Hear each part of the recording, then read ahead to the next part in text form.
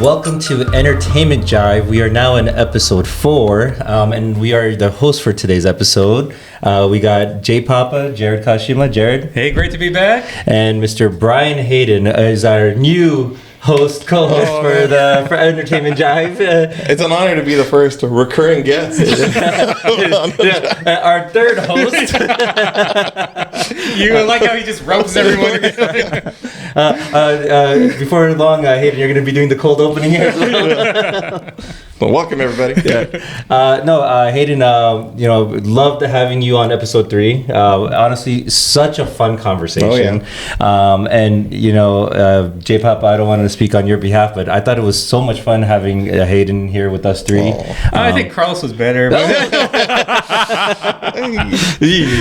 kidding, of course. Brian and I go way back. The popular guy, that Carlos. Oh man, no, we had so much fun. So Hayden, I'm super excited for you to come back. We had to kind of rope you in a little bit. Okay, so before we get into it, J Papa, you had a great idea about showcasing the different streaming services.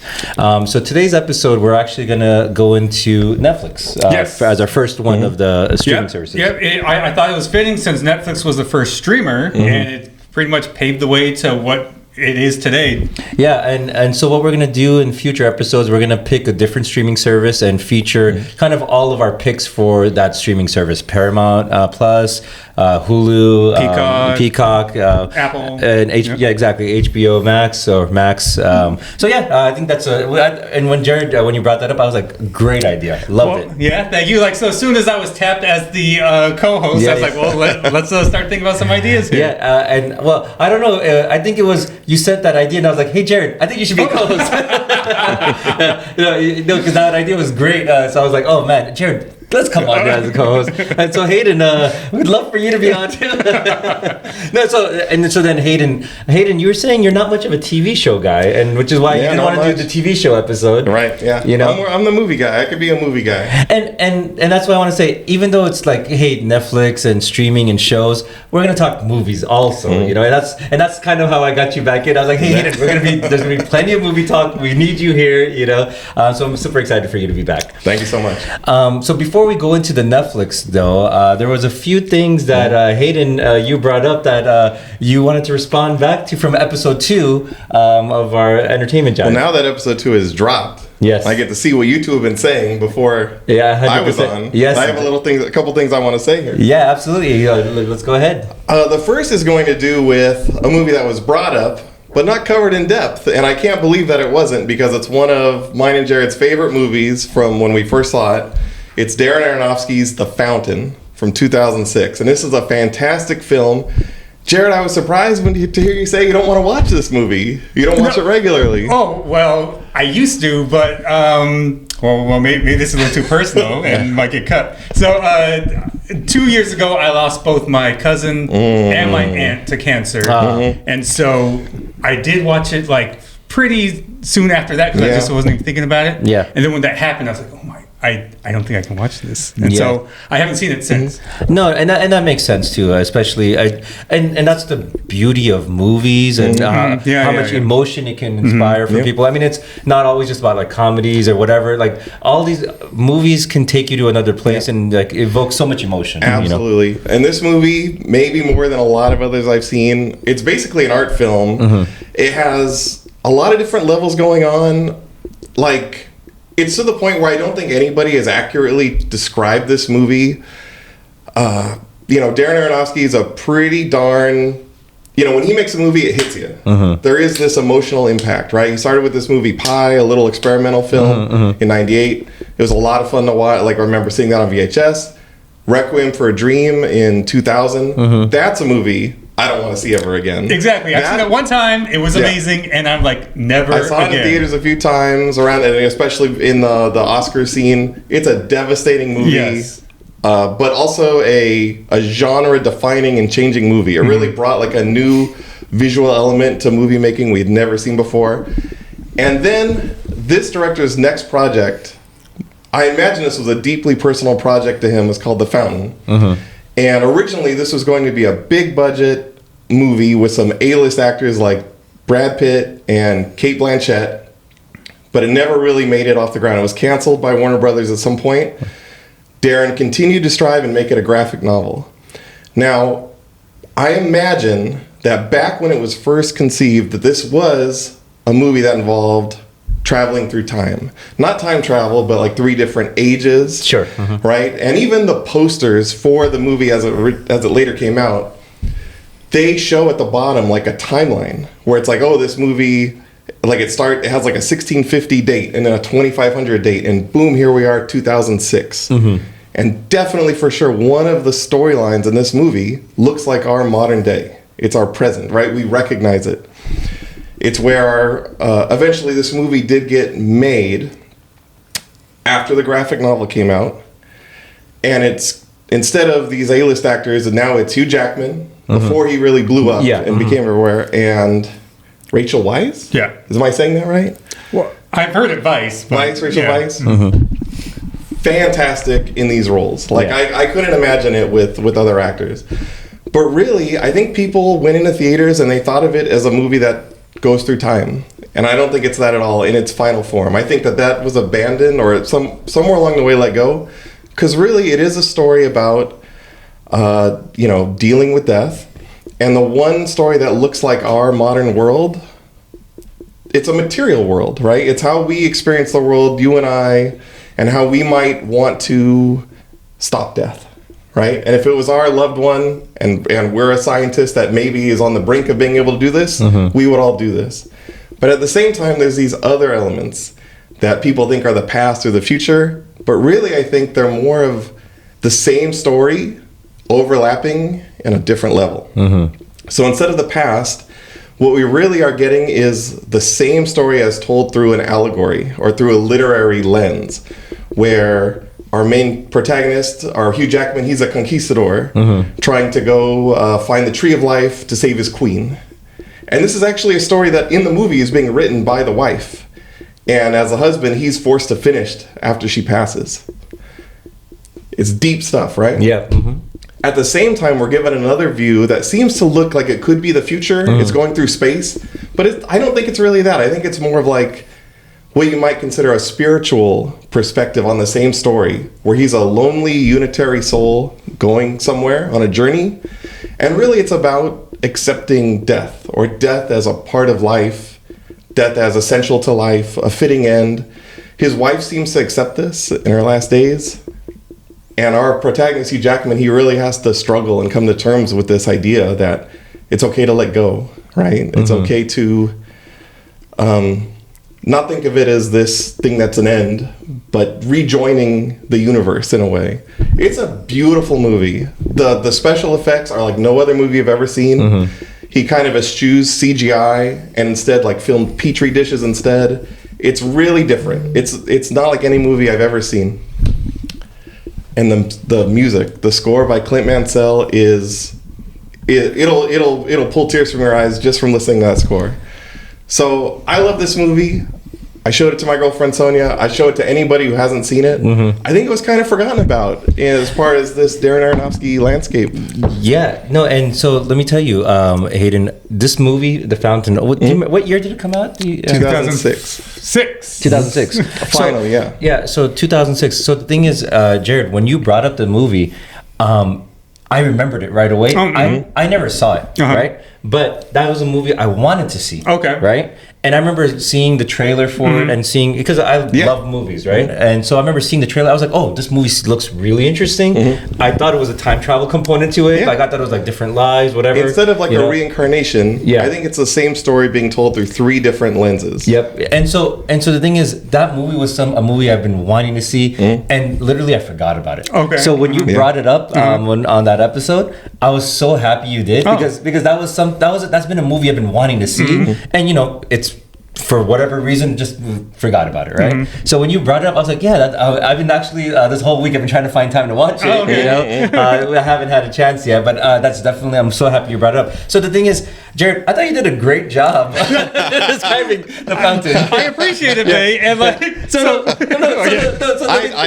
disagree. No. So that's why I thought you did a great job describing it and definitely expressing how much you loved the film, right? So when Hayden in our text group, he brings up the fact, I have a disagreement with Jarrod about the fountain. I want to say, I was like, I thought, Hayden, I kid you not. I thought you were going to talk about how much you hated the fountain. No. Because Jarrod did a great job in talking about how much he loved it. I don't think Warner Brothers even understood the movie they were putting out and the way they marketed it and the way people remember it. It seems like it's a movie about time, about outer space even. Got it. But it's about inner space. Yeah. No, but let me tell you, Hayden, I was taken for 180 right now. Because when I was like, all right, Hayden, let's hear what you have to say about Jarrod's whole And sorry to start it off so deep here on the pod. Honestly, I love it though. That's the type of insight I want you here for, Hayden. It's that's the kind of movie I'm searching for. You don't always go to the movie for that. I love Dumb and Dumber 2. I know Carlos talked a lot about that. Fantastic movie, changed the game. But people forget about these other kinds of movies. These are what I'm looking for a lot of times. Absolutely. And these, I don't want it to. I mean, I want to go into the deep stuff too, right? And so this type of insight. I mean. Everybody can have different takeaways from the movie, right? So hearing your takeaway, I mean, love it. I love movies like that too. Yep, because it is something to get into. Absolutely, J Papa. What do you think about everything Hayden said? Because you've been thrown under the. So I told him before this all started. I know exactly what you're going to say, and it was.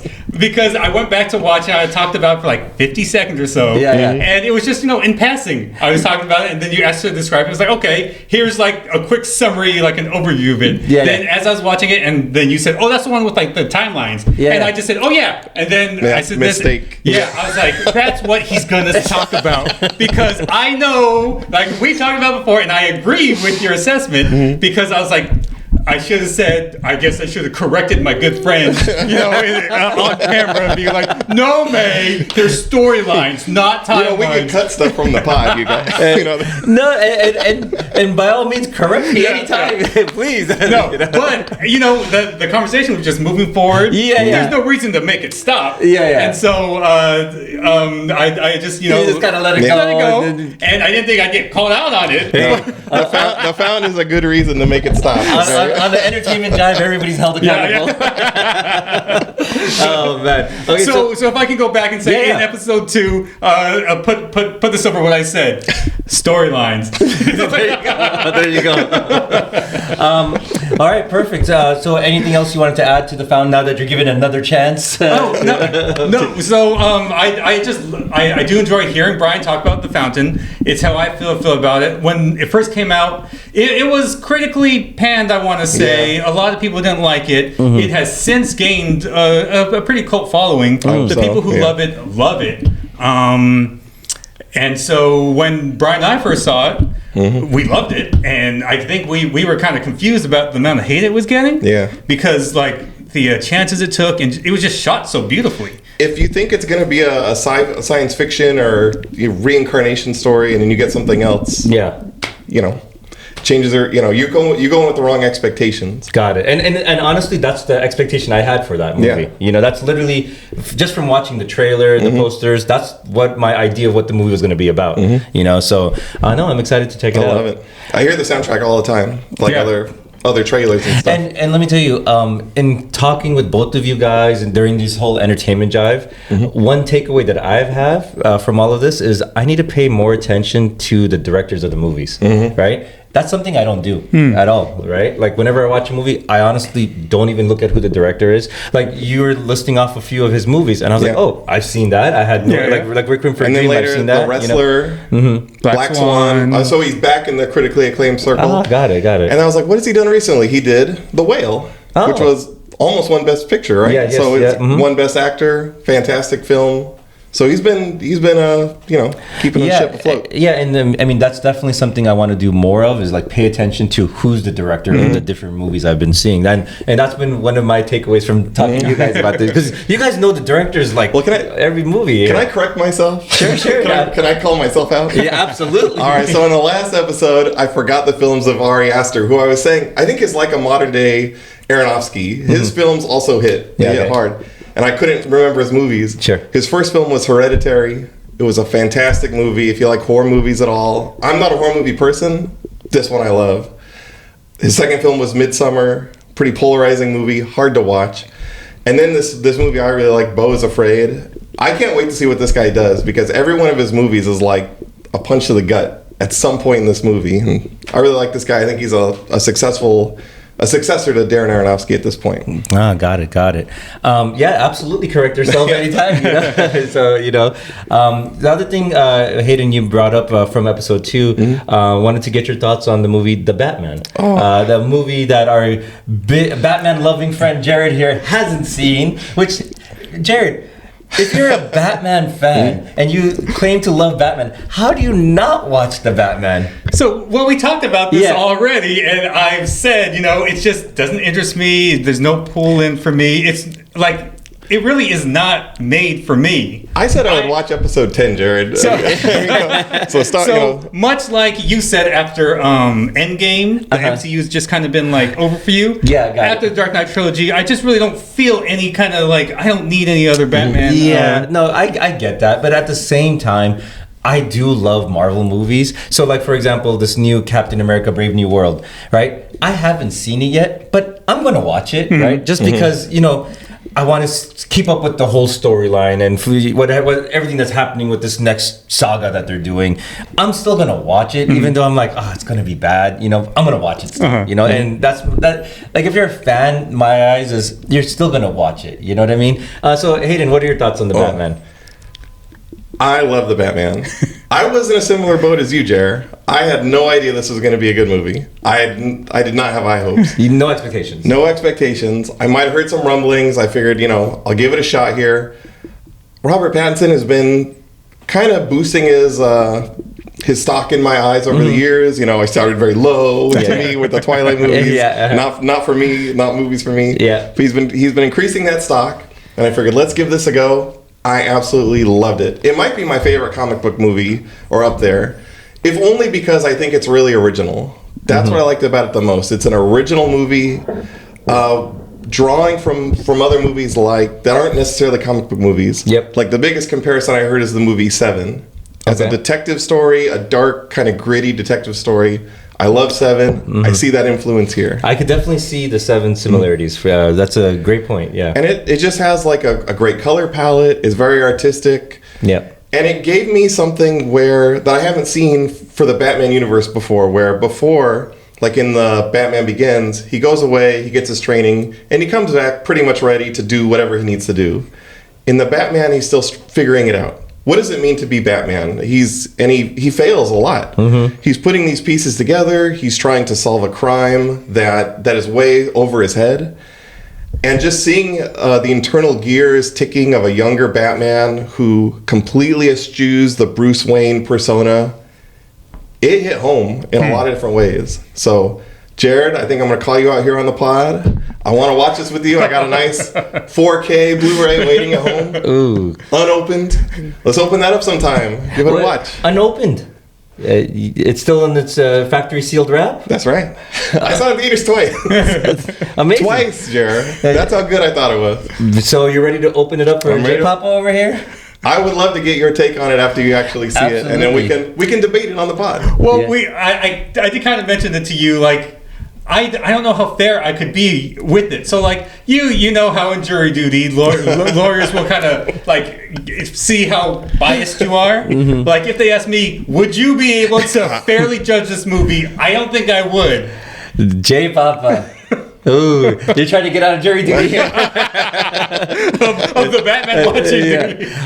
No, J Papa, I honestly, especially considering the statements you've made about how Batman was it for you and there's nothing else they could do. The biggest fan. Yeah, and being a Batman fan, I'm actually very curious as well, because the thing is, I'm not as big of a Batman fan. I mean, I'm more of a passive fan, right? I mean, don't get me wrong. I grew up with Batman. Of course, Michael Keaton Batman days, whatever. I grew up with the whole series. So, I mean, I'm still a fan, but, like, I'd love to get your take. Because, honestly, I love this new Batman as well. I thought it was such a great movie, you know? And I had low expectations, too, right? I went into that movie thinking, oh, what are they going to do? And especially Robert Pattinson too. I didn't know how he was going to be. Could have gone either way. You know, 100%. But I honestly came away. I was like, oh, this was a good movie. I really enjoyed it. So, Jarrod, I would love to get your input on that. So we'll come back to J-Pop, but we don't want to put too much pressure on the guy. You know, now there's a few storylines we need to get from Jarrod here. We need to get his view on the Batman. What happened to the Volvo? We're going to be working on these things over the next few podcasts. So moving on, big movie announcement this last week. Just came out, I think, a couple of days ago. Spaceballs 2 was announced. Heck yeah. What are your guys' thoughts on that? Hayden, I'll start you off with that. It's exciting. Yeah. I think like this is at least the second, maybe third time it's been kind of teased that there was going to be a Spaceballs sequel. Certainly after the prequels came out, there was rumors that they might go then. Yeah. Now we have all these sequels out. What better time? I don't know how old Mel Brooks is these days, but he's got to be way up there. Yeah, I saw the teaser trailer, and he shows up at the end, and he is pretty old. Yeah. What's it called? I'm very curious where they're going to go with the storyline. If they're going to bring back, the Darth Vader character. What was it? Dark helmet? Yeah, exactly. If that actor, because I thought that actor... Rick Moranis. I thought Rick Moranis retired from acting. Right? If there's any role to come out for, I think it would be this. For sure, yeah. Yeah, so I mean, very curious to see how they're going to do it. And what a beloved movie, right? The original Spaceballs is. 100%. And the thing is, as a kid, we watched Spaceballs, and honestly, we didn't, I mean, kind of knew, but we thought it was all part of the Star Wars universe as kids. You know? We were like, oh, cool, another Star Wars movie, you know?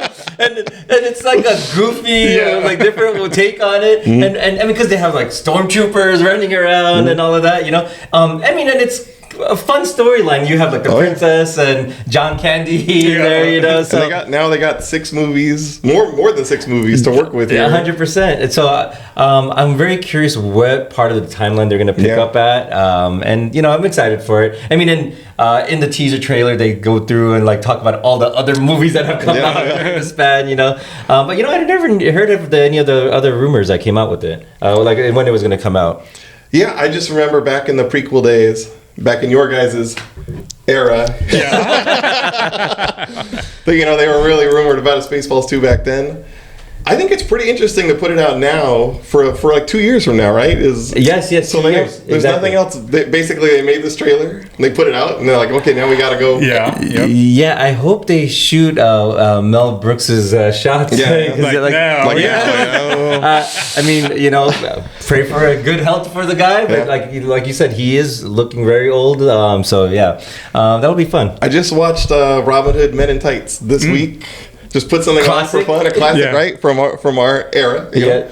Like 1994. I love that movie. Dave Chappelle was in that movie. A young Dave Chappelle. Yes, and he kills every scene that he's in. Oh yeah, so, that movie is always all those like parody movies are always so much fun. We miss those. They don't have enough. I think the closest thing we have now is a Scary Movie series, like they like or not another teen movie. You know? I don't.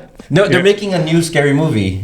Scary Movie 5 is on its way. Yes. So the Wayne brothers are supposed to be coming back, reprising their role in it. So, and this is something we talked about in our first episode. All the sequels, continuations, nothing really original. And here we have Spaceballs 2 coming out. You know, lampoon those sequels. That's what they need, right? So as far as movies go, new movies, I actually just watched How to Train a Dragon live action today. Live action remake. The live action remake. Yes, exactly. And honestly, really enjoyed it. And the biggest critic of movies of them all is my wife, Rimsha. Oh, right. Yeah. And, on the drive home, I asked her, hey, how'd you like the movie? And she's like, oh, she liked it a lot, you know? And I said, oh, I'm going to include that in the pod, you know? If she likes a movie, then that definitely appeals to the masses, you know? No, but it was a good movie overall, you know? And I don't know how similar it was to the cartoon or not. You really got to have this side by side. But I felt like there was a lot of scenes that weren't in the cartoon, you know?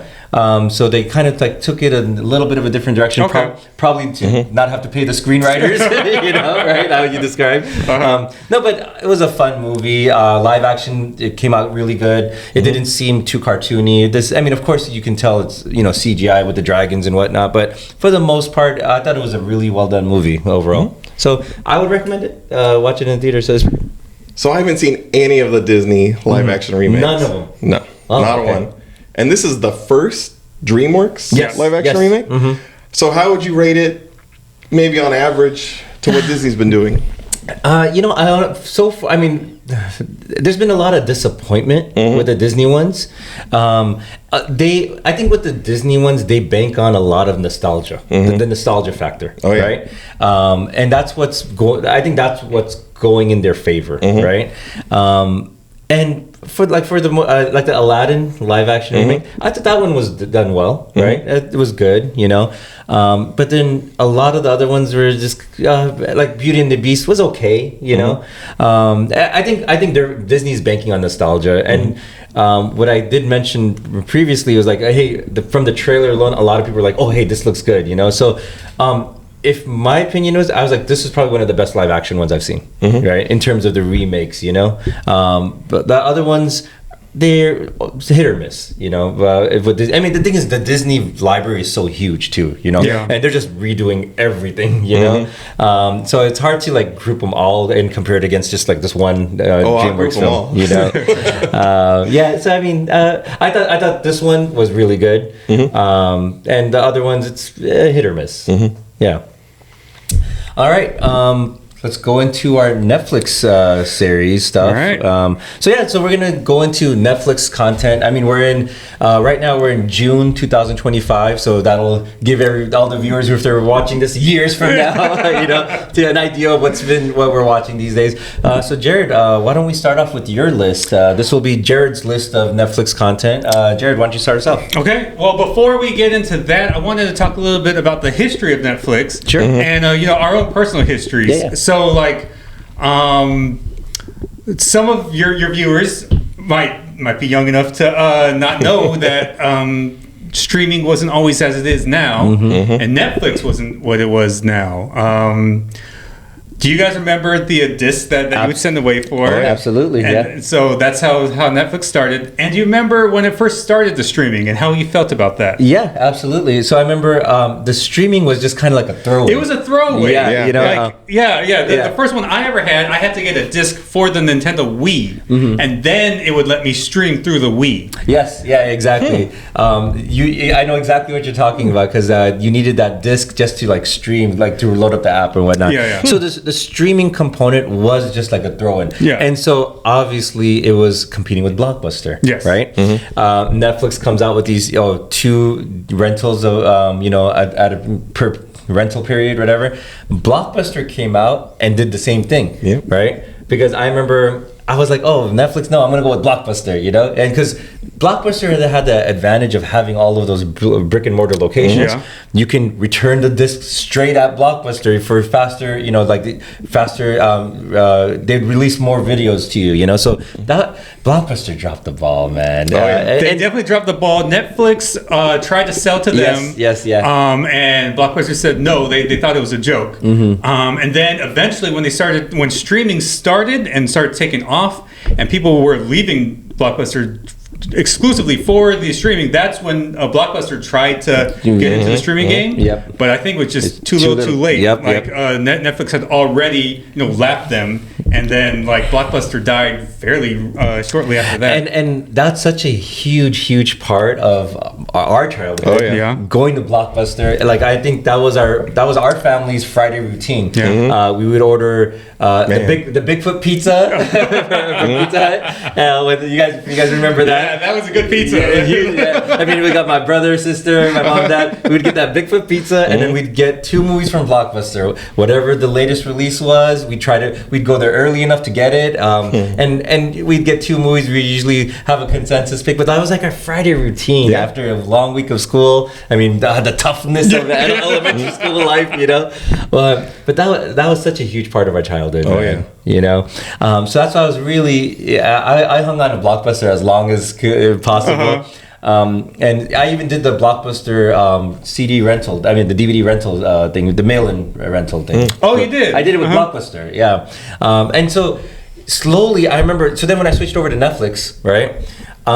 Then they started increasing their streaming. Right, it slowly got more and more, and then they were like, oh, and they were less prioritizing the DVD mailing, yes, right?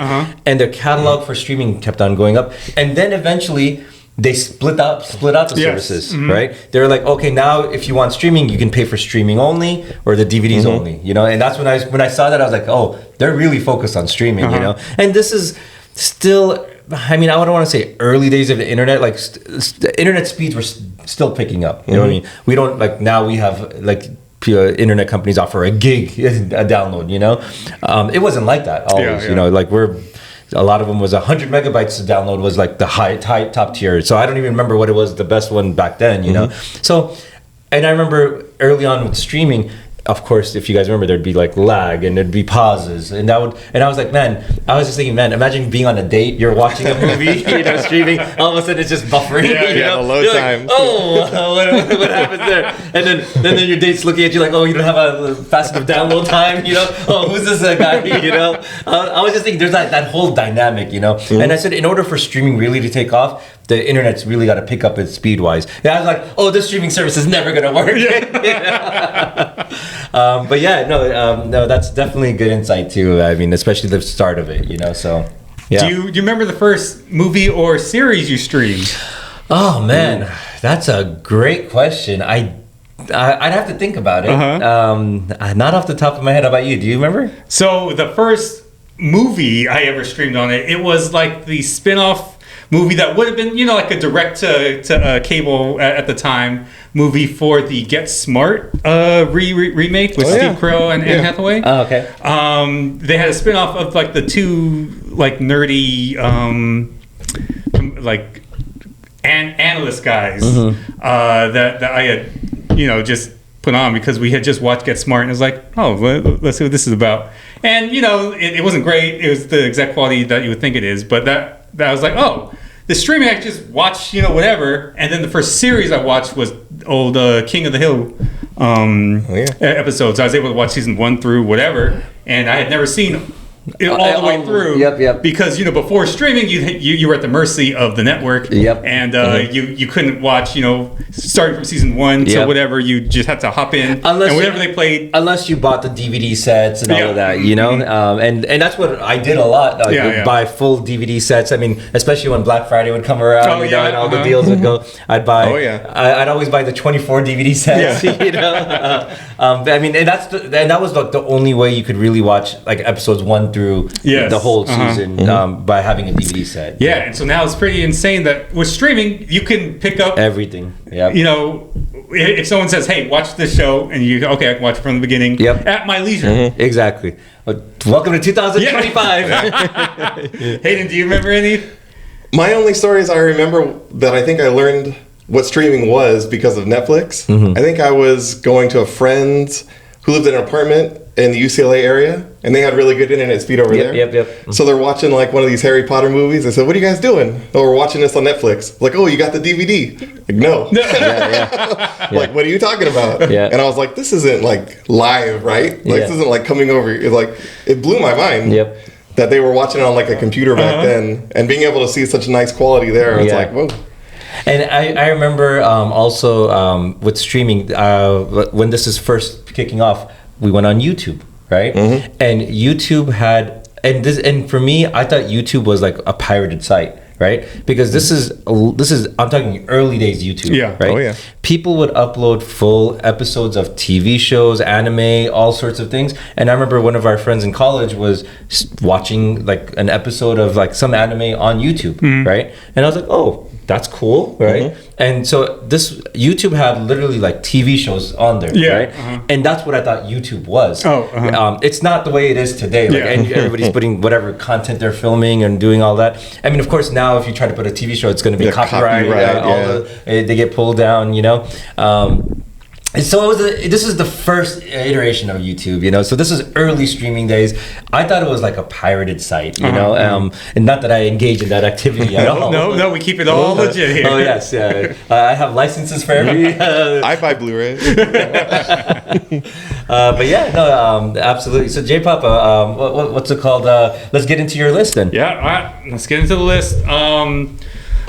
So the first one that came to my mind as soon as I said what Netflix original, it's one of my favorites of the past few years. It's She-Ra and the Princesses of Power. It's an animated series. Did you guys used to watch not Batman, He-Man? Mm-hmm. Yeah. And She-Ra when it was out in late 80s? 90s? Yeah, I definitely saw From my He-Man. childhood, Yeah, absolutely. So is that She-Ra's from that universe? No. Oh, okay. No, yeah. So it's a completely different. Well, I don't want to say completely different character, but it has nothing to do with He-Man or that She-Ra. Oh, okay. It sounds a very similar name, She-Ra and He-Man. So yes, it's the same character, but not. I guess it's a multiverse type thing. Okay. Is She-Ra a male or female character? Female. So yeah, it's an animated series that's aimed for kids, but adults can also like it. Maybe when your daughter gets a little older, she'll watch it and like it. Okay. So I just thought that it's an amazing coming of age story. Let me ask you this: is it a Japanese anime that's dubbed in English, or No. it's made for English audiences? Yep. Okay, Yep. okay. I'm not familiar with this, so yeah. Oh, yeah. Yes. So I guess we'll watch a trailer. So it's a coming of age story with a lot of self discovery, believing in yourself, not being teaching you how to ask for help. You have a support system. You don't have to go through things alone. Yeah. One of the biggest things for me was learning to be yourself and not being bogged down by expectations of who you're supposed to be, of who people expect you to be. Nice. And let me tell you, before we get into the rest of your list too, J-Papa, I love this of getting a list from you of what you would recommend, because several things I've never even come across, right? So this is the beauty of this whole exercise of doing that. You get to see in my recommendations in my algorithm for Netflix, none of this come up for me. Right. You know? So when you hear from other people's lists like that, then you get exposed to all sorts of new content that you may never have discovered. So that's why this idea, I really enjoyed this concept to do that. So, and especially when you sent me your list, I was like, I haven't even heard of these things. You know? Yeah. So when you sent me your list, some I have heard of, but I was like, oh, it's crazy. There's no duplicates. Yeah. And so absolutely, yes, exactly. And I have not seen any of your guys'. Yeah. Oh, man. But when I saw the list, I thought maybe I should have watched this one, because if I'm not mistaken, isn't this helmed by Kevin Smith? She-Ra? Yeah. No, well, maybe he directed an episode or two, but he's not. I know he was out about promoting it. So if not, cut this from the No, we're keeping it. I'm pretty sure I saw him talking about it, and I was like, man, I really, it's for all my Kevin Smith love, maybe I should watch some of his stuff now. It's okay, Hayden. We'll have you fact check yourself in episode 5. Maybe he directed an episode or two, but he wasn't, part of the creative team who was really making it, in there making it. I do recommend it, and I think people should check it out and like it. Absolutely, sounds good. And then the next one, they tag themselves as a Netflix original because they saved them, much like Yahoo Streaming saved My Beloved Community. Yep. Netflix saved a show that we all watched, Arrested Development. Seasons 1 through 3 were on Fox. They were, struggling from the get-go. It's easily the best show that people have never seen. But it's also kind of hard to just jump in because the running jokes and the callbacks. It's like they have planned the jokes years ahead, and just have to plant the seed. 2 seasons later, it's the joke. Yeah. And then you think back, oh my God, I forgot all about that. Yes. And so, Jarrod, let me tell you, Arrested Development is hands down one of my favorite shows all time. Yes. Absolutely love Arrested Development. That you're spot on. That is not, and that's why I always think about why it struggled. That's not a show you could just jump in in episode 6 or episode 7, randomly in season 2, you know, to really get the most out of that show, you got to watch it from the beginning. You got to learn about the characters. You got to learn the dynamics with each character. And once you get that, and I'm telling you, by episode 4, season 1, you're going to be hooked. Yes. You know, you're going to know the characters. You're going to know like their little, the dynamic between each one. And they have, and let me tell you, I watched the whole series probably 5 times from completion, from beginning to end. Each time I watch it, I pick up on a new joke I missed. Yes, right? for because sure. Let me tell you, it's such a advanced comedy. They have so many subtle little hidden jokes. Yes, everywhere, sprinkled throughout the whole thing, right? And not even apparent. There'll be like there'll be something in the background, right, that you wouldn't even notice. Yes, right. Hayden, are you an Arrested Development fan? Oh yeah. Okay. So we've all seen it then. There's one component, I don't know if you guys picked up on this, when Buster, obviously he loses his hand, right? Okay. He loses his hand to a Lucille. Yes. Right? Obviously the name Lucille, right? But there's so many little subtle things. As I was watching it again, in his room, he sits on a chair that's a hand. Yes. Right? And I remember when you first watch it, you don't notice that. You don't even care because I think he loses his hand later on, right? But then when you watch it again, you're like, huh? You know what I mean? There's so many like smart little things in that show. When Netflix came in and they were like, hey, we're bringing it back. I think they redid a whole season. I was excited for it, you know. But the thing is, the way they approached that season, they kind of just, I mean, I guess scheduling is tough. All the actors were doing different things. And this is what the reasoning was. They really, each episode focused on one character. And I think on the last episode, they brought them all together, you know. And I was really wish they would have continued the format. I understand the difficulty with it, you know. Have you watched the remix of it?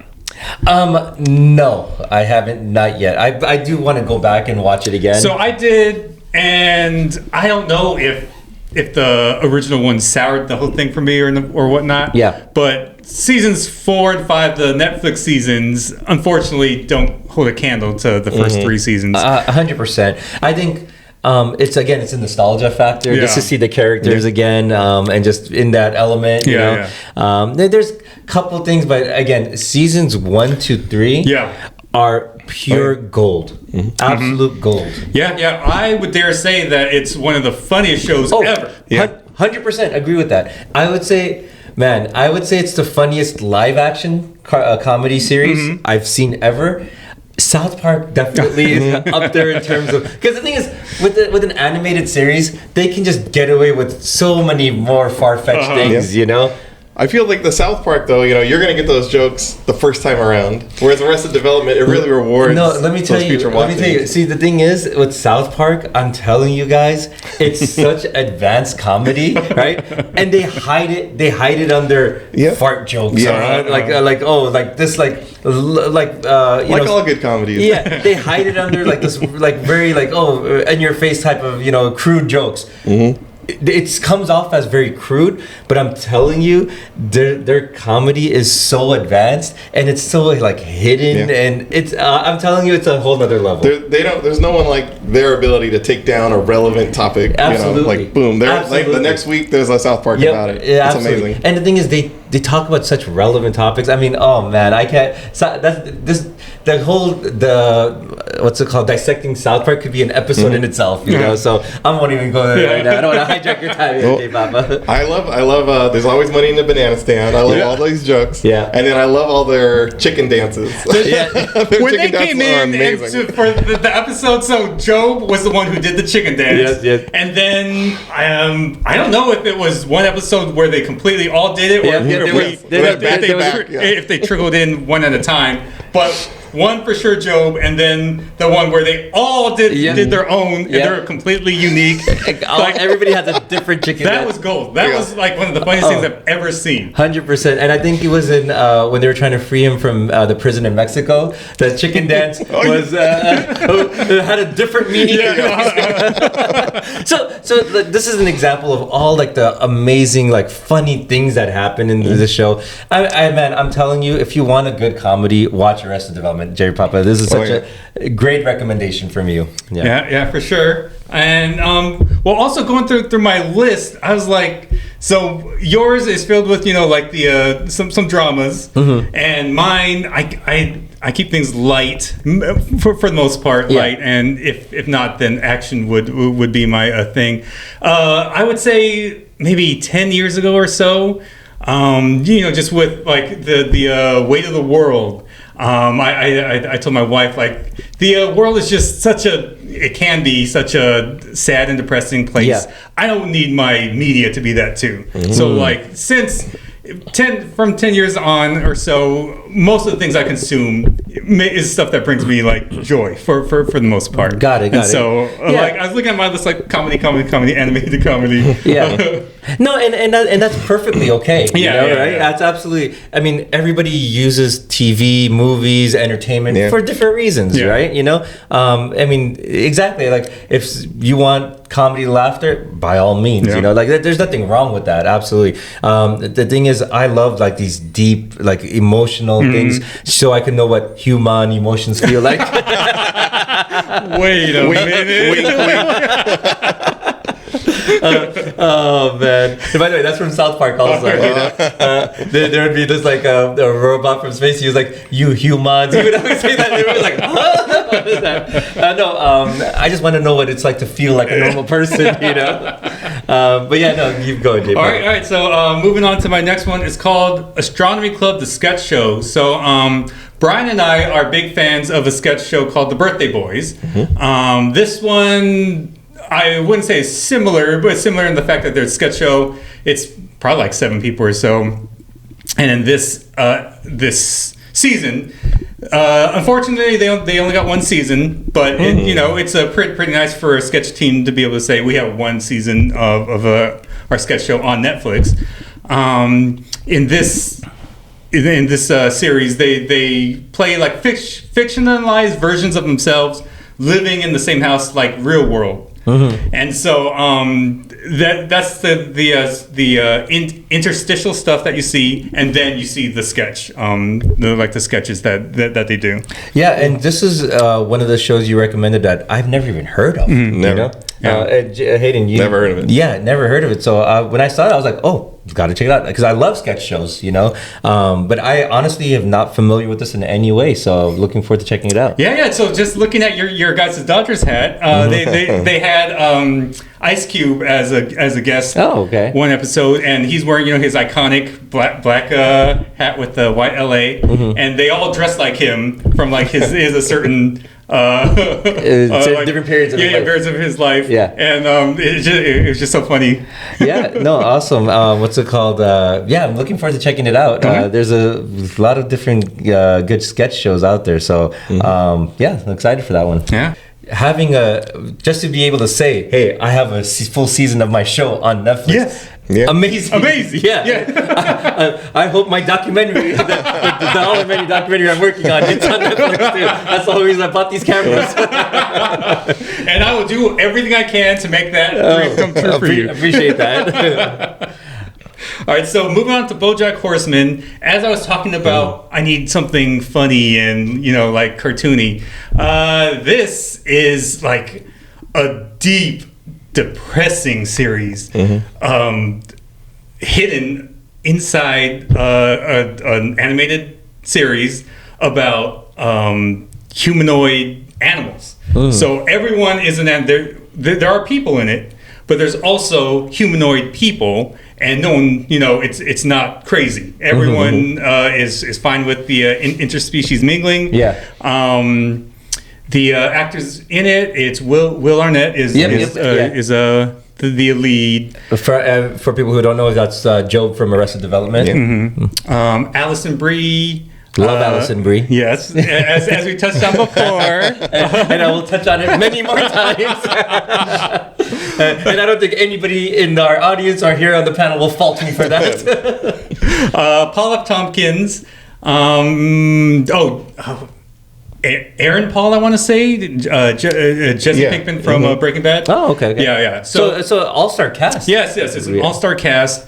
So it's also kind of famous within the AV Club, where they watched the first 6 episodes or so, hated it, and then couldn't understand why everyone loved it. Then they went back and watched the last half of the season, 6 through 12, and it like blew their mind. And it's like, okay, now I understand. So, like I said, it's hiding as a comedy. As the series goes on, you see this is not a comedy. It is like a depression-filled, like deep drama. So that's how. I mean, like you said, you want to get comedy content, and you want to do it. So that's how they got you. That's how they got me. And then I was like, "You're like, so what the heck is going on? You're crying watching it." After season 2 or 3, I want to say, I just couldn't watch it anymore because I was like, yeah, wow. Because they did do comedy, you know, with the drama, and then it just seemed like it was nothing but like depressing drama. How many seasons is it? I don't know, 5 maybe. Oh, okay. So the thing is, with this show, I'm familiar with it. I've heard of it. I've never watched it. Right? For I don't know what reason or another. Because one, I love Will Arnett. Right. Yes. Obviously, anything he does. Was he an Archer as well? Are you guys familiar with Archer? I am familiar with Archer. I don't recall him being in it. Oh, maybe I'm confusing with BoJack. I thought maybe he was in that. Voice of Lego Batman. Yes, absolutely. But yeah, no. So I'm familiar with BoJack, just from like I've seen it, right? Never watched it. Yeah, definitely check it out. Hayden, how about you? Are you familiar with BoJack? I've seen a few seasons, but you have seen a few seasons. Didn't follow along, like couldn't keep up with it, just because, as you'll see when we get to my picks, a lot of these shows I start watching, they just seem to fall off at some point or another. Got it. All right. And so we can just move on to my final pick, which I think is the most popular and famous of all my picks, would be the Unbreakable Kimmy Schmidt.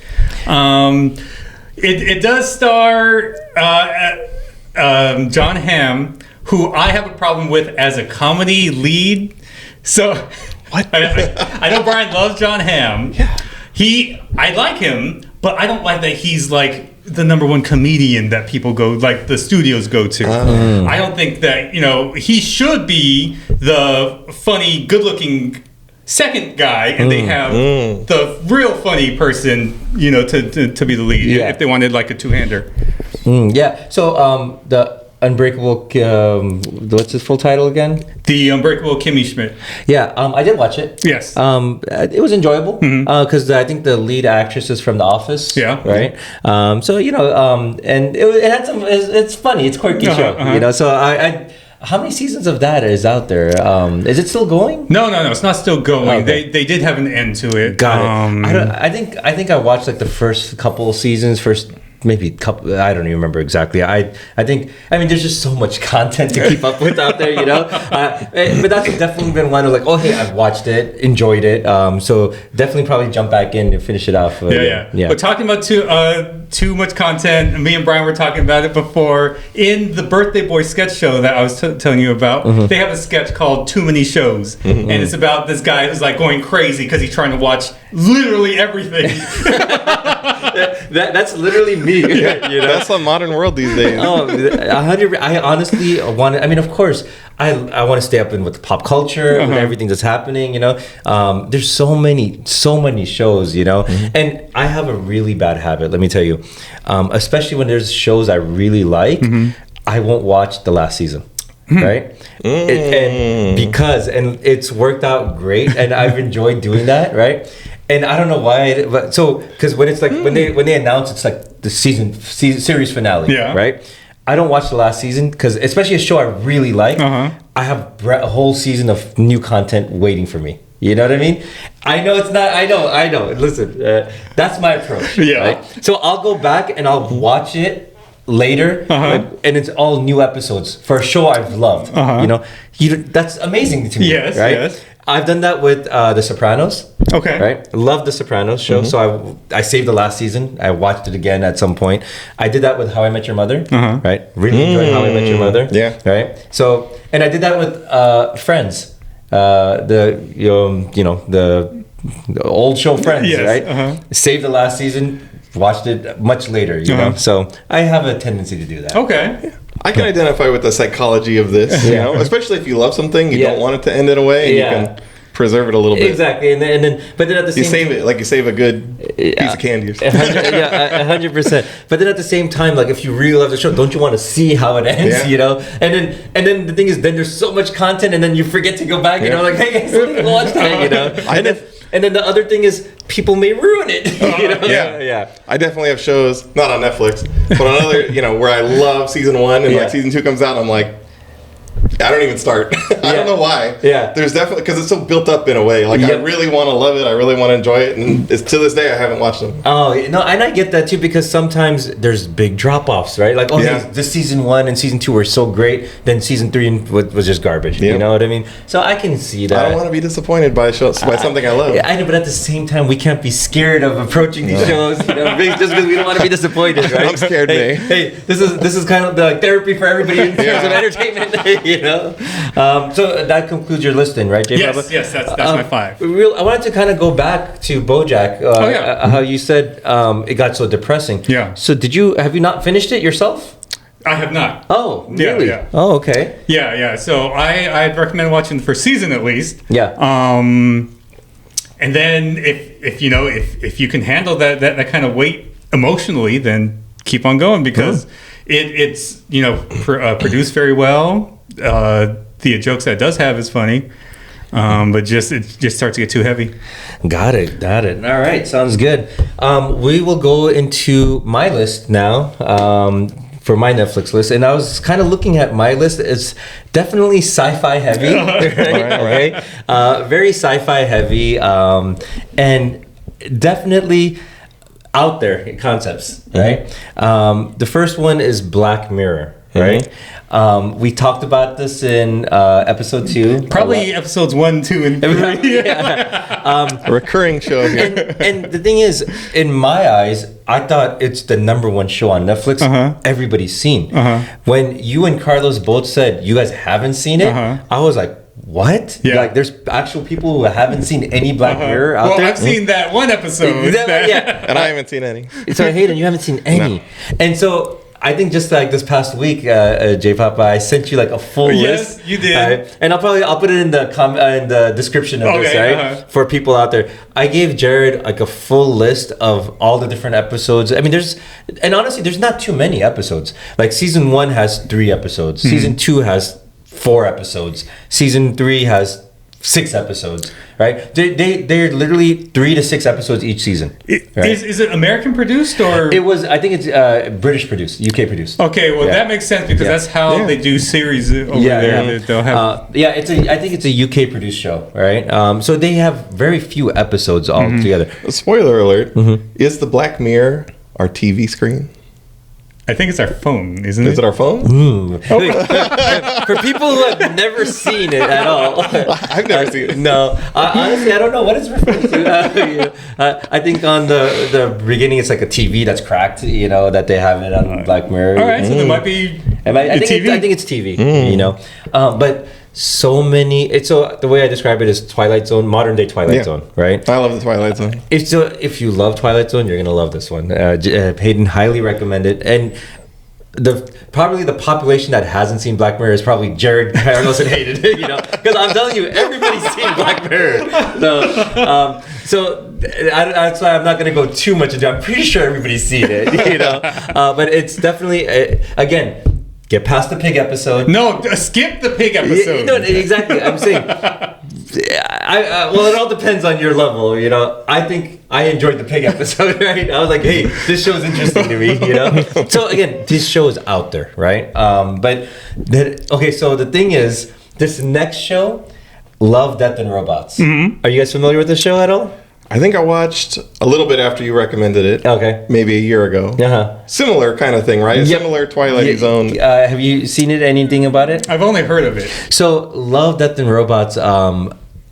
this show is out there. And the thing is, it's an animated series, so they can get away with far more things, right? And we're talking space, interdimensional things, like alternate worlds, like for example, one of the and the thing is, each episode they vary in length.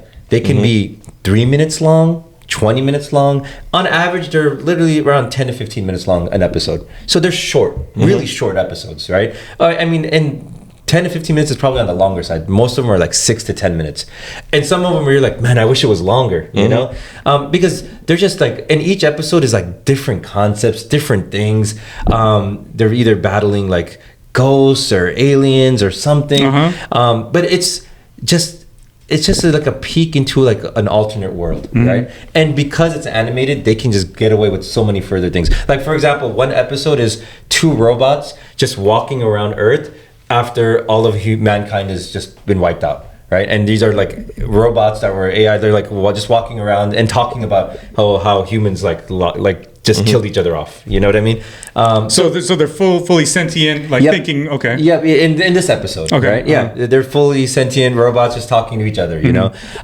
And the new season of it just came out, so I watched it again and loved it. Like, it's just so many interesting things. You know, like as you're watching it, like one of the episodes is the devil himself is going after this guy who writes poems. All right, and this guy who writes poems is being protected by this cat who's actually a demon, right? And this demon is fighting against the devil, you know, and this cat recruits these 4 other cats that were former angels that fought against the devil, and that's what this episode's about, you know. And it's like, okay, it's out there, you know. It's the devil fighting against 5 cats that were former like angels and demons fighting against the devil. It's kind of an out there concept, you know. So not for the faint of heart, you know, and it's definitely an out there show. Yeah. Does the animation style change? Yes, yeah. I think I saw a little bit. Some are exactly. the old style, some are computer generated. Exactly, yeah. The animation style changes. Some of the animation style, it looks like, hey, these people are real. Like the animation is like that, you know, like it's like it looks like real life, you know, but it's all animated, you know. So. Such a cool concept show. I would highly recommend it for, you know, sci-fi enthusiasts, if anything. The next show is Resident Alien. Are you guys familiar with that one? Maybe if you explain it. It sounds familiar.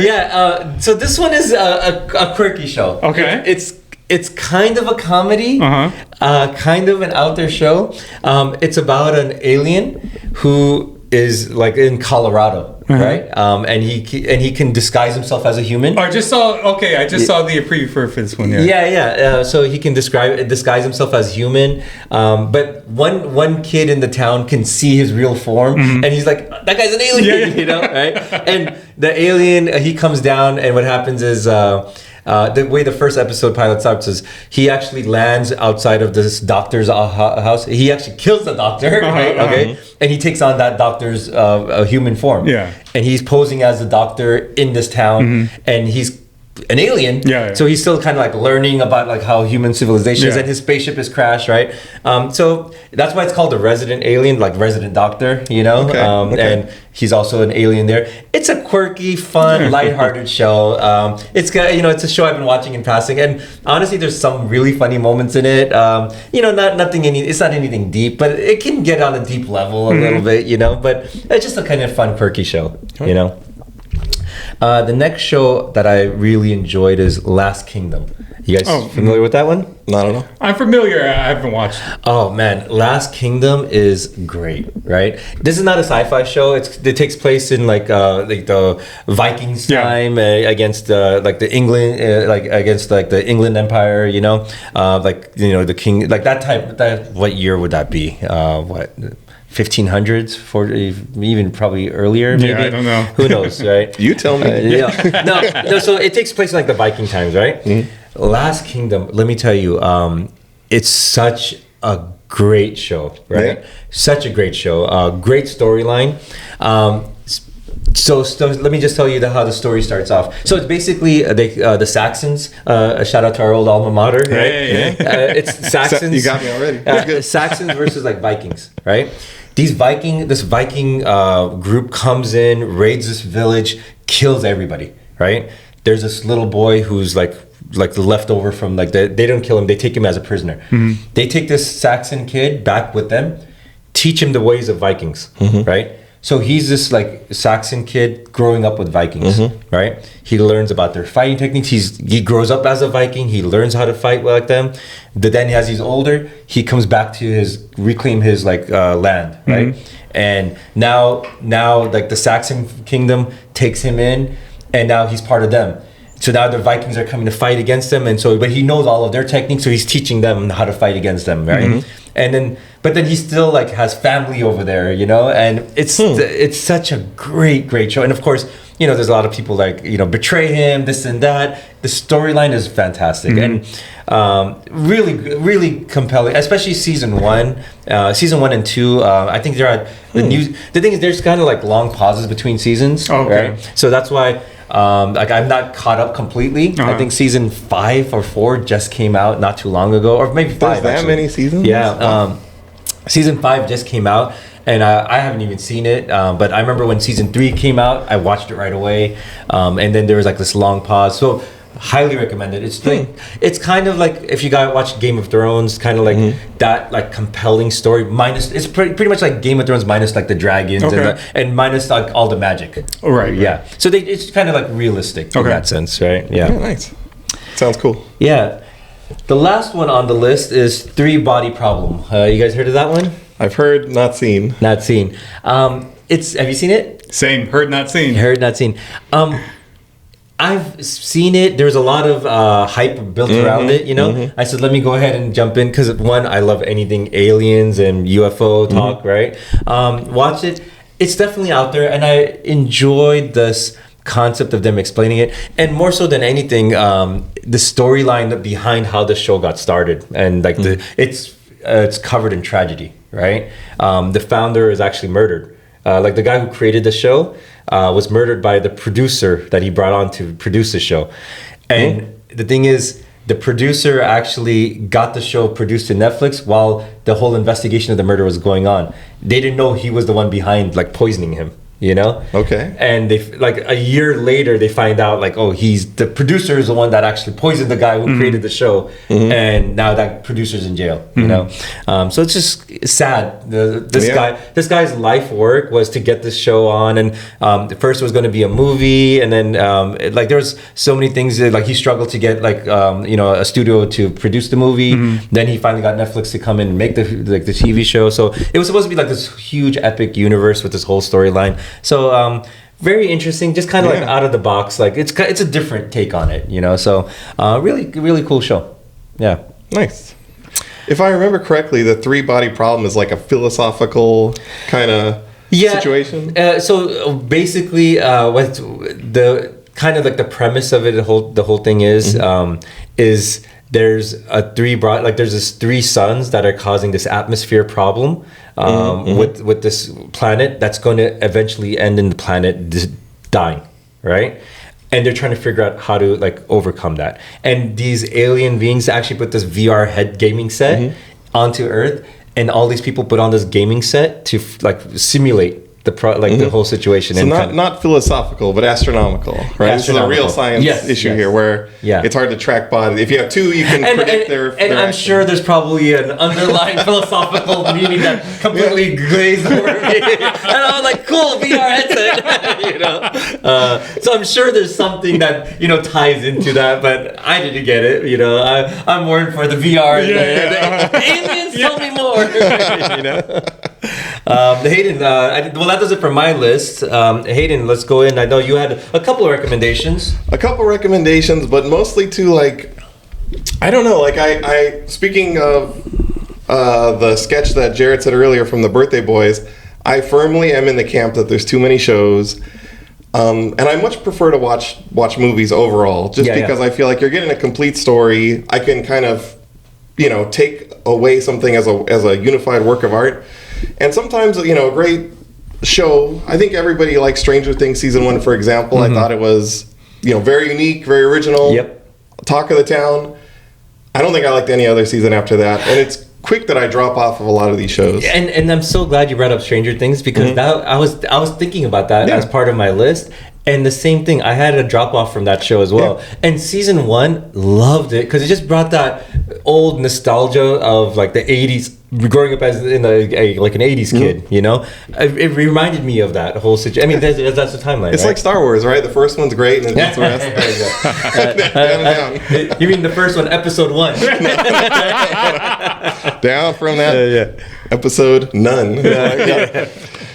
The other thing I have a hard time with Netflix is because everybody has it in their homes, basically, you know, it's really hard to know what's a really good show versus, oh, you know, this is what was on. This is like the new flavor of the week or something. So I just have such a hard time with that. I love the recommendations I get from good close friends like you guys, especially when you describe them, right? Because then I know what you're getting out of it. Yep. But it's just, you know, if it's just in the popular culture, I have a really hard time. And for the most part, I will wait until the series is maybe close to wrapping up. Yeah. If there's still this like, no longer, we're not on the hype train anymore, but we're like a quality show wrapping it up, then I might really start to check it out. The other thing is like, I wasn't sure when making a list if we can count things that Netflix has streaming but aren't Netflix exclusive topics. Because there are definitely a lot of shows like How I Met Your Mother that I'll watch on Netflix, but I don't associate them with being a Netflix show. 100%, yeah.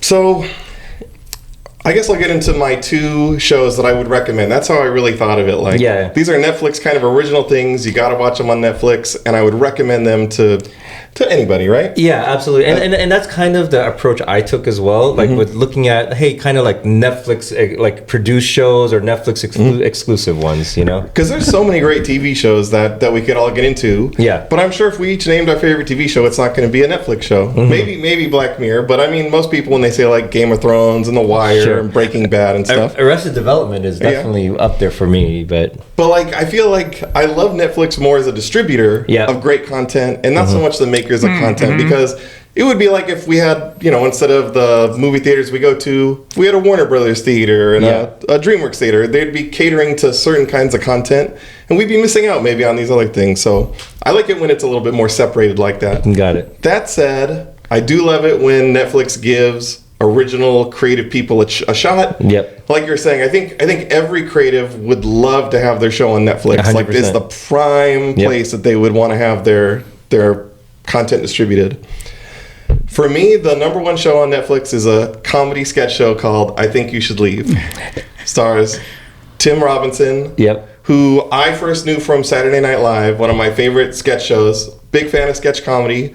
And what you learn from watching I Think You Should Leave is that this guy was ahead of his time for SNL, a little bit too out there. And so when you have him doing these 17-minute episodes, you know, 5 or 6 sketches each, maybe that one didn't land like you thought it might. Watch the next one. There's going to be something in every episode that like cracks you up and you've never seen it before. It's probably a little out there. Yeah, that's typically how sketch shows are. Like some sketches, you know, won't land, and but one will like hit it out of the park. And let me ask you this: are you familiar with I Think You Should Leave? I am. Have you seen it? I've seen most of it. I don't think I've seen everything. So let me tell you, I'm so happy that Hayden brought that up because when you brought up your sketch show, the first one that I was thinking about was I Think You Should Leave too. Right? So when Hayden was like, "Oh, that's gonna be you," I was like, "I'm so happy," because let me tell you, I binged through that. Oh yeah, like it's easy. I got so hooked on that show, and probably my favorite sketch on that one is like the Bachelor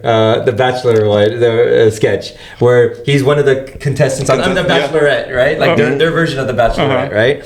And he just wants to do the zip line. There's a zip line. Everybody else is trying to meet the girl, talk to her. Like the girl's eliminating him, and she's like, "Hey, if I'm gonna be honest, I don't really think you're here for me. I think you're more interested in just zip lining." Right? And he's like, "Huh? No, that's not true." Right? And then they show a montage of every zip line he's just doing over, and then like they're all eating at the table. He's like eating real fast, and he puts it down, and he goes back on the zip line. You know, there's 8 zip lines right into the pool, right? So good. And like the best one is he's ziplining and he does like this little spin in the air. You can tell like what a kid would do if they were in this beautiful mansion here. I saw that sketch and I was like, I'm hooked, right? And I'm gonna go do it. It's a great sketch. So many. I mean, and again, like we were saying, some sketches are gonna hit, some aren't. And the same thing for all. I mean, like for example, I love the Chappelle Show. Yeah. Not every Chappelle Show skit was like, oh man, that's so funny. Yeah. You know, some are like, oh okay, it's whatever, and some are like, that's so great. You know, and Key and Peele, I love Key and Peele as well. Yeah, you know? great show. You know, so many funny ones, but you know, some are just like, oh, okay, whatever, that was out there. It's worth it to get to those other moments, right? 100%. And the thing about Tim Robbins is he's really good at pushing, right? Pushing through these characters that take things to the extreme. Yeah. And like the more ludicrous it gets, like the more I'm on board. I love it. Oh, 100%. They go out of control. Man, the more I think about this show, the more sketches that are just coming to mind. And I don't want to ruin it for people, but another favorite sketch of mine from this show is when he's at the fast food drive-thru. Oh, yeah. You know, Jarrod, you know this one? I don't know. So you know how This one's hard to describe. So you know how a lot of times, okay, it's called pay it forward. Yeah. Right. Uh-huh. You go through the drive-through line, and then you're like, oh, like for example, they do this at Starbucks. Oh, I'll have a coffee and a bagel. Oh, and then they're like, oh, don't worry, the person in front of you paid for it. Uh-huh. Oh, okay, I'll pay for the person behind me, right? Uh-huh. So it kind of plays on that, right? So what the guy does is he goes in line, right? And then he's like, oh, hey, what did the person behind me? Or she did, or combo number one, right? It's like a fast food restaurant, right? And then he goes, oh, hey, I'll pay for the person behind me, right? Tim Robbins does that. He's like, oh, okay, that's so nice of you, thank you, right? He does that, screeches off, he runs back into the drive-thru line, right? And then he's like, 50 burgers, 50 french fries, 50 shakes, 55 poppers, 55 fries, 55 because the person in front is going to pay for the person behind him, which is him, you know? And there's someone else trying to get the drive-thru, he's like honking it out. I'm doing something here. And that's it. Then he tries to drive away, right, and escape the drive-through line, like all of our fantasies. Like, I'm gonna get out of here, out of this line, and he can't. And he just ditches his car, and that's the end of this guy. I know, but things like that, man. Oh man. But yeah, sorry to hijack. No. I love talking it. It's great. There's so many characters. A lot of them become memes, even though I'm not really too much into that. But yeah. I think that it's for a guy like Tim Robinson to have that kind of. For him to be getting out there in this way. Yep. Exposure, yeah. But also, like we were saying earlier, like the sketches are short. Mm-hmm. The episodes are short. Yeah. Like they're all kind of in the 16, 17 minute range, easy to digest. I love that there is this flexibility. That's the one thing I'll say about Netflix as a distributor. Mm-hmm. You don't have to get like a 22-minute, half-hour show or whatever for the hour-long show. The formats can be a little bit all over the place. Yep. You just when we're done, we're out. Yep. I love that idea. Yep. And I mean, much like Love, Death, and Robots, I'm telling you, their episodes are 6 minutes, 4 minutes, random things. They're like, that was it, and it goes to the next episode. You know, it's neat that that's not like a show with multiple shows in it. Like the Twilight Zone was telling multiple stories. It's like, nope, here's just one. Yep. 3 minutes later, we're out. That's it. Yep. Or 20 minutes later, like it's a long one. Yep. The other show I wanted to talk about was one that was recommended to me from our text chat here. I think James Wright originally posted it. And it's a show that I didn't really know anything about. It's called Blue-Eyed Samurai. And it's a really good show. I wish I could speak more to the actual time period it's set in. I just looked it up right now. It's set in the Edo period in Japan, but it's basically a period known for having no foreigners in the country. So like the borders are guarded, and there's like 4 white people in the whole country, and one of these people is the father of our protagonist, who's on this epic revenge plot. And everybody in the country knows her as like a halfling, essentially, because she has blue eyes. So everybody knows that she's like not a full-blood Japanese person in a period where this is like she would be killed if she was caught. And so it's really this epic revenge story. Like all revenge stories, it like examines the nature of revenge and goes in ways where, you know, she's really focused and driven, and she's a one-person army. The fight scenes are epic. Like I really was drawn in a way that I didn't expect to be from what I thought was a casual Netflix watch. Yeah. So I really love it. I mean, I'd recommend it if you like action, if you like anime, and it's only 1 season so far, but it seems like they have a few more in the tank because of the nature of trying to kill your way up the chain to get one of these guys, or like one of these untouchable guys up at the top. And I've always loved stories like that, where you have this protagonist with a righteous vendetta, killing and murdering their way. Yeah. We, when we're on their side, we want them to get what they want. And then maybe there's some pause. Like, is this the best way to handle my emotions here? No, it sounds super interesting. Actually. It's really good. Yeah, and this is another one that I've never heard of before. Give it a go. Yeah, I think you'll be blown away because I do think that like the shows I think you're saying when we say like they're out there.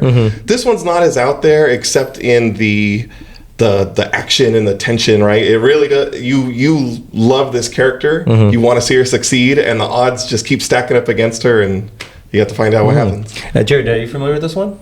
No, I've never heard of it, but I'm also not a huge fan of anime, so it might have just not gone past my own filters.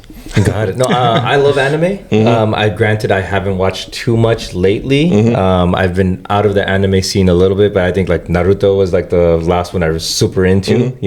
Watched every one of those episodes. Like everybody's talking Shogun recently, right? And I feel like people should be talking Blue Eye Samurai a little bit. Like I know it's a cartoon, but it's really cool. Is it a Japanese anime or dubbed in English? Oh, okay, it's all in English as it is. Oh, okay, yeah, no, definitely check it out.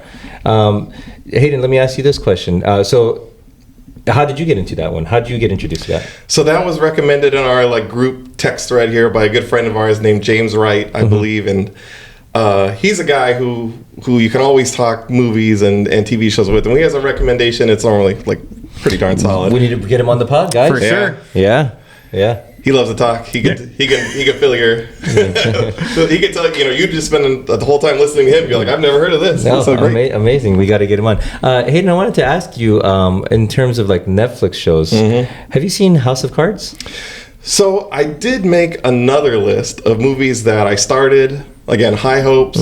I did watch the beginning, first few seasons of House of Cards back when it was like a really original piece. Yeah, I love David Fincher. I thought, what a great way to translate David Fincher into a TV show.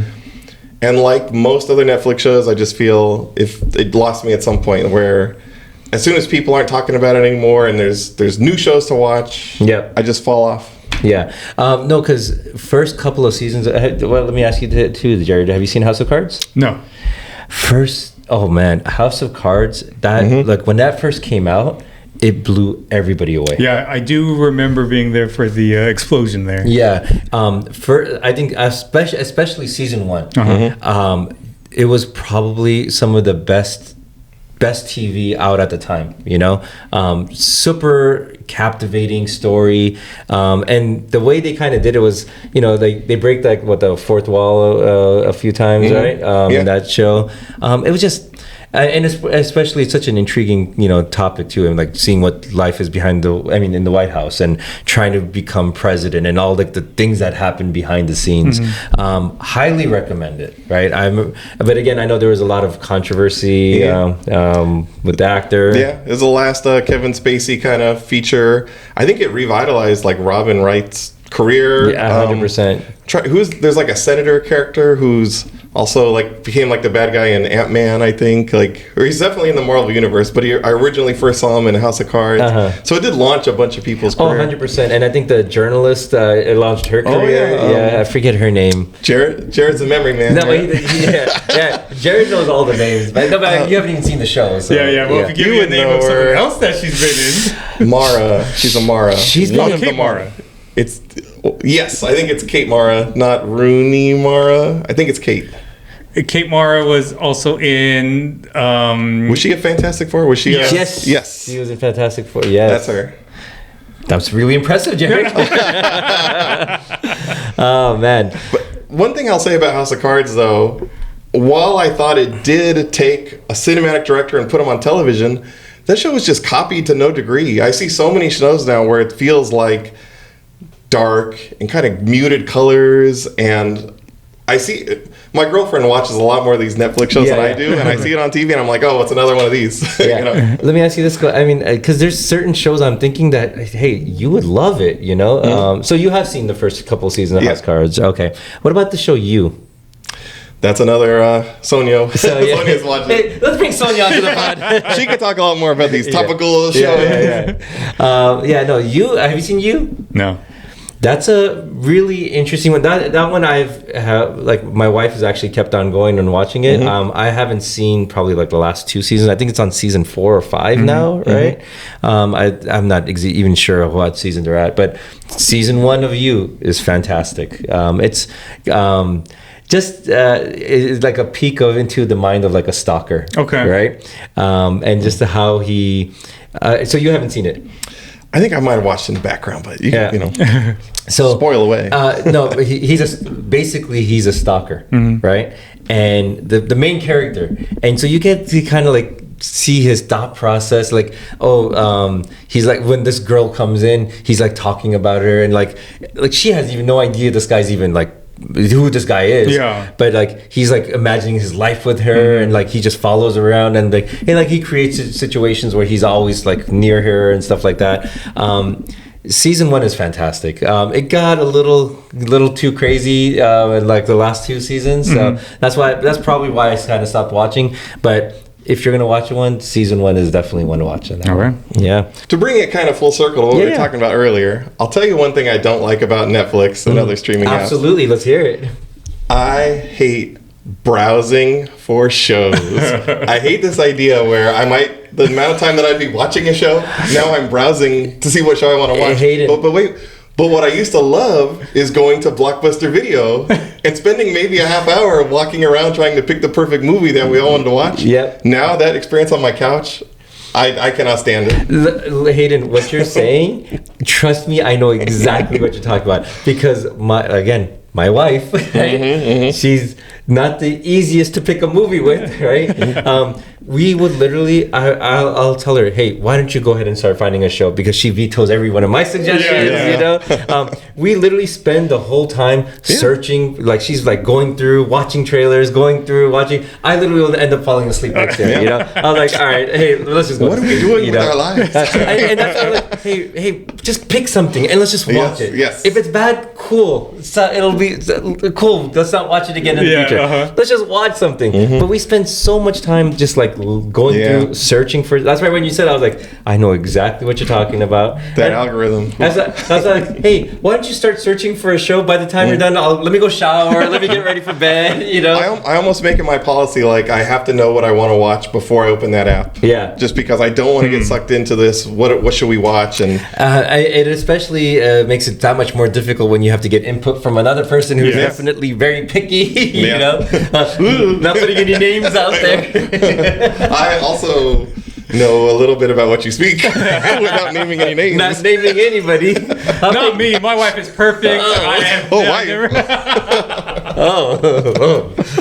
Hey, Candy. Shout out Candy Kawashima. You know, the girls, they can have their own. We can get their Netflix shows, huh? Oh man, the thing is, there's certain. Okay, so I think it's important to have your own shows you watch on your own, right? You have shows you watch together as a couple, like you know, like hey, like this is our, like, you know, go through a series together, you know, and you know, it's good for each person to have like their own show, you know. I think this is what makes me a really good boyfriend, by the way. No. Because if someone says, hey, do you want to watch a show? I'll know right away. No. But you're free. You're free of any obligation.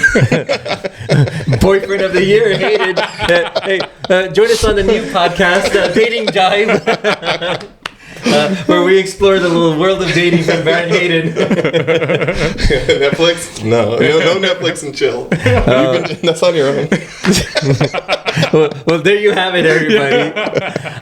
I wanted to also throw out a new segment called Let's Make Patty Jealous. Where we talk about topics where only Patty would be interested in, and make him jealous that he's not here to talk about it. So a little history with this segment here.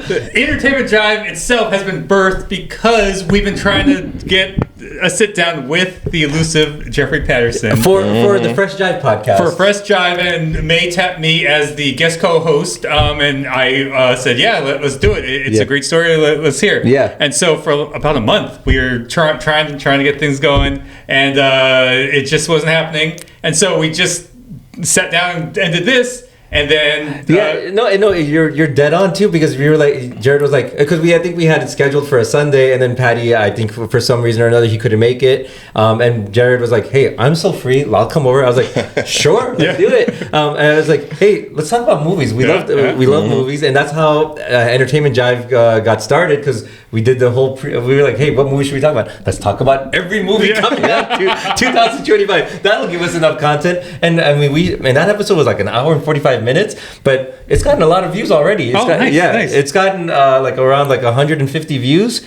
Think about that. That's over like almost 200 hours of viewing time, you know, so that's substantial, you know, so that was, and on top of that, here we are now, you know. And I'm telling you, honestly, this is such a fun podcast to shoot. Yes. We all love movies, we all love TV shows, entertainment, whatever, you know, movies, entertainment. But this is what we always used to do, right?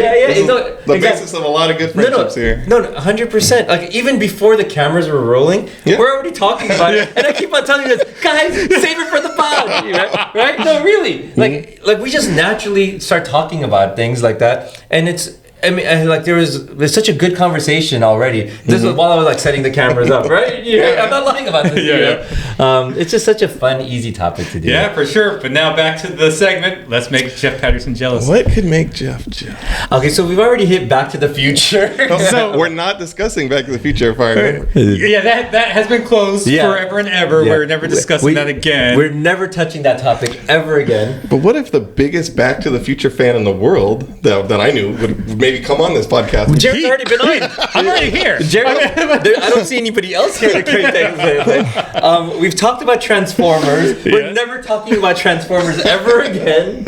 Hayden, what's another Patty favorite movie of all time? Well, we could talk about some comic book stuff. Ooh. Give hot takes and misinformation. Ooh, I think that we're the expert on comic book movies around here. Let me introduce you to our new segment, Comic Jive. Oh, Comic Jive. Yoink. Greatest comic of all time. Greatest comic book. It would be Arkham Asylum by Grant Morrison. Ooh, so Batman, Arkham Asylum. Do you have an episode? I mean, comic number? No, well, it's or that whole series. Yeah. It's just a one-off graphic novel. Probably the length of 6 comics maybe. Oh, okay. Nice. Arkham Asylum. I used to play the game. Is it any similarity to that? The location. Yeah, the location. I guess kind of where. By the way, I love those Batman games. Yes. The Arkham Asylum, all of those. Arkham City. So much fun. Yeah. Oh, yeah, exactly. Oh, Arkham City was so fun. Yeah. Okay. How about you, Hayden? Best comic book. So honestly, Arkham Asylum was one that came to mind first, and then I remembered I have another graphic novel that I really love, and it's Kingdom Come, written by Mark Waid. Second shout out to Mark Waid on this pod. And we don't know anybody that knows Mark Waid personally. Sounds like we can get Mark Waid on the pod. If only there was someone who knew him personally and had his phone number. Man. Good friends with one of the all-time great writers of comic book. So only on this episode we're going to have the Comic Jive segment. Close the book on that. Great little, I think it's 4 issues, like miniseries graphic novel. Easy to read, but really interesting to understand just because, it takes all these classic characters we love and we get to see a future in which they're no longer the heroes that they once were or thought of in the same way. And it really does flip the concept of superheroes on its head in a way that like maybe Watchmen did before, where also fantastic artwork by Alex Ross. Like every panel is painted. So it's not like any book we ever saw when that came out. Like I thought this was maybe one of the definitive stories ever told in the DC universe. Awesome. And I'm not a big DC fan in general. But I think taking these characters and putting them into this context, it really works. Yeah. The character of the Flash is so great because he never exists standing still in the entire book. Oh. Because basically his persona is so neurotic almost that he's always moving around, always saving people, and he's never when he's in a panel, it's just always the blur. Red blur. Every single moment of the book. Oh. Except spoiler. Awesome. Well, there we have it. That's the Patty segment to get him jealous. This was a great episode, guys. I want to thank both of you guys for joining us on Entertainment Jive. Anything before we close? Anything else you want to add, J Papa? No, Brian, thanks for coming on. Well, yeah. We appreciate it. Yeah, Brian, appreciate you. I appreciate being the second or the first guest to return. Recurring third co-host. Recurring. Hayden, we may tap you for our next movie We segment. need some more microphones. No, thank you guys both. This was great. Thank you everybody for joining us. See you next time.